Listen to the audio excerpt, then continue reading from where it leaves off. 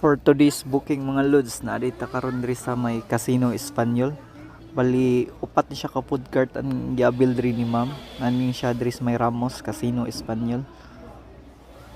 6 PM din ni mag-start ang ilang event di ay.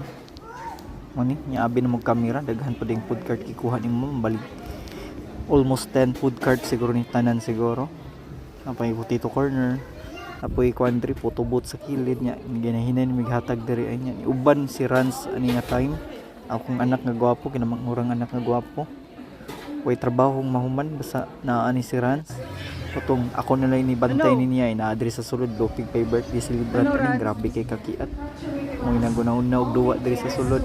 Mura pug ko ani invited, mura pug ka ng bisita.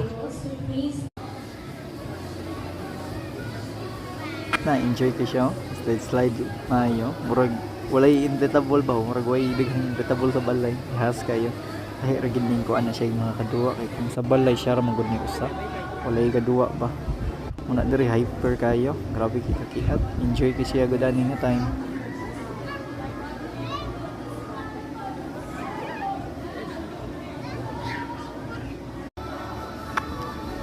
Na hingaw kay siya, bali ang akong trabaho na lang ani diri nga event, kay ako na lang gabantayan ni niya ni Rans sila dito sa food cart. Na kiat kayo sila gandagan.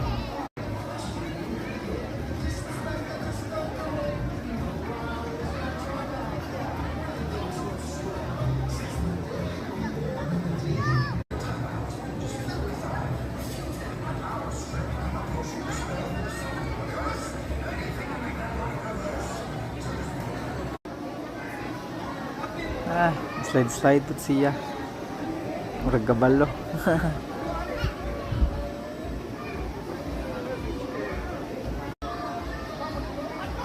Kaniya ni try pud siya ning balundong, wala pa miya ning balundong pero nagpalit na miya ni order basitar nga maabot na yung balundong na mo diri man ta sila makuha na mo kanang inevitable, kaso wala mi balundong na kanina color pastel. Mao pa ni plano na mo pang-order ron po yung mga pastel na color kaning balundong, pero balundong na order na niya same food na ni forma. Ati si Ransay sud pero mahadlok siya stingog sa balundong sa sulod, anar siya sa gawas tama na diha taman lingaw gid siya.